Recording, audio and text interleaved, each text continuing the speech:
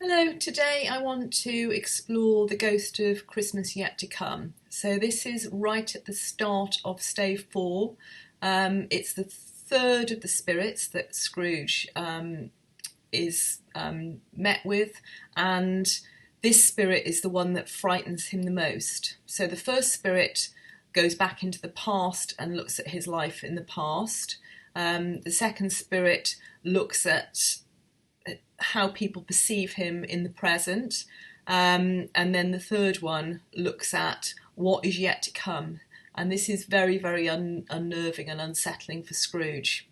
So I'm going to highlight the language in it, and then I'm going to link it to a possible question that could come up on this. Okay, let's start then. The phantom slowly, gravely, silently approached. So right at the start of this, we've got the use of three adverbs: slowly, gravely, silently. Gravely obviously means seriously, but here it might have connotations of the grave. There is a semantic field of death that runs through a lot of this description. When it came, Scrooge bent down upon his knee.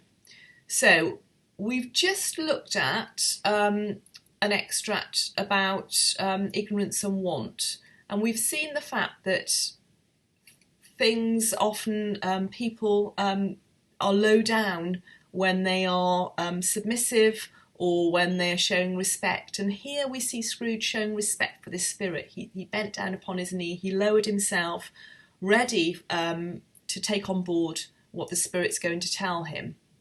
For in the very air through which this spirit moved, it seemed to scatter gloom and mystery. Again, semantic field of gloom and mystery that runs all the way through this. It's a very unnerving, very unsettling, gothic type descriptions used. It was shrouded. It's interesting the use of the word shrouded. A shroud is something that is put on a body, a dead body, and it's often linked to funerals. So shrouded is a very deliberate choice of word here by Dickens, and then that is reinforced by black. Black runs through this, everything's very dark. We see no human characteristics of this spirit, that it's covered up in this black shroud that stops you from seeing any part of it.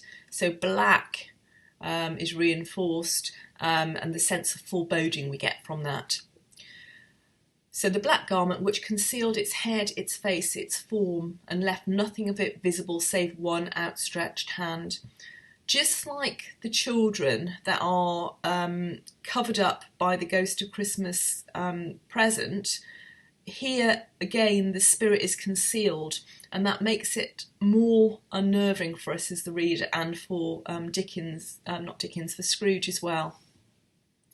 But for this, it would have been difficult to detach its figure from the night and separate it from the darkness by which it was surrounded. Again, darkness is reinforced all the way through this. A Christmas Carol is a ghost story, but in this spirit, Dickens is wanting the reader to feel frightened by it. He felt that it was tall and stately when it came beside him, and that its mysterious presence filled him with a solemn dread. So we've looked at the way that Scrooge has reacted to various things in the novel. We've looked at him at the start being closed up, solitary as an oyster. He shows no feelings, no emotions, he's cold.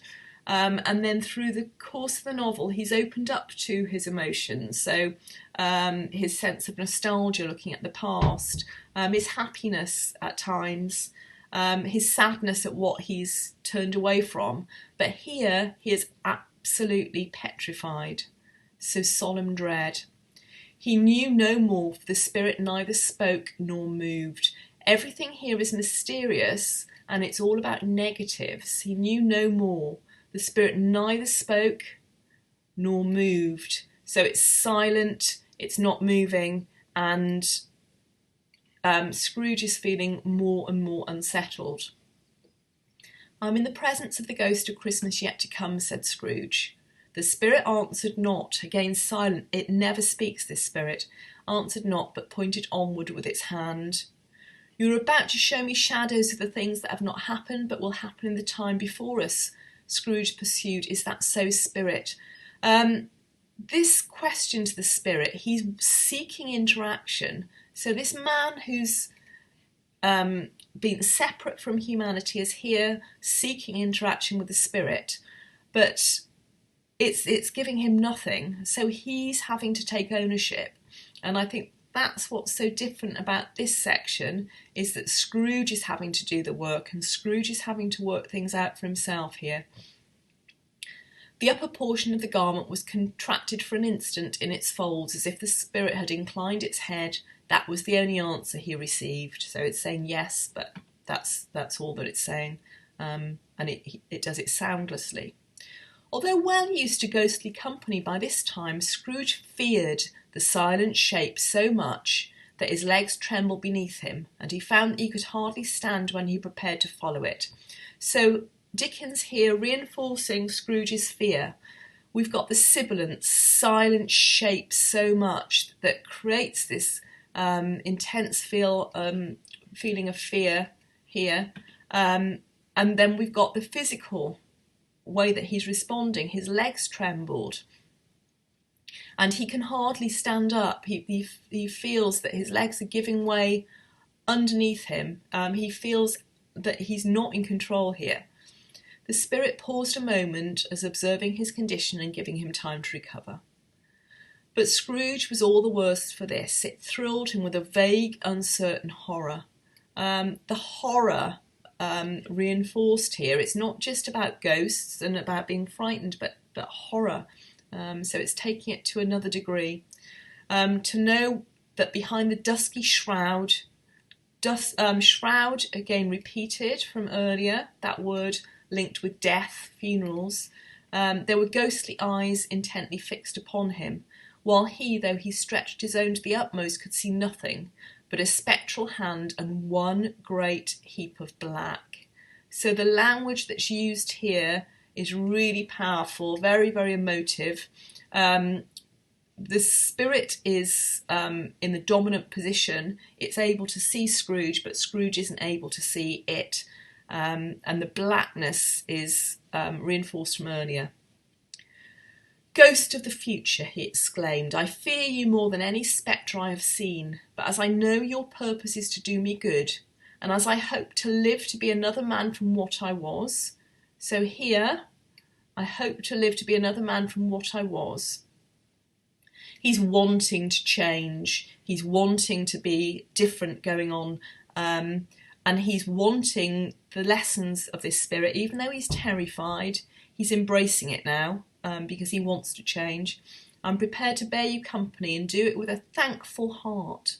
A thankful heart. So he's full of thanks for these spirits because they've changed him. So the combination of the two feelings of rejoicing in change, but also being terrified. It gave him no reply. The hand was pointed straight before them. So this sort of almost disembodied hand, which is all that we see of this spirit. We don't see anything else.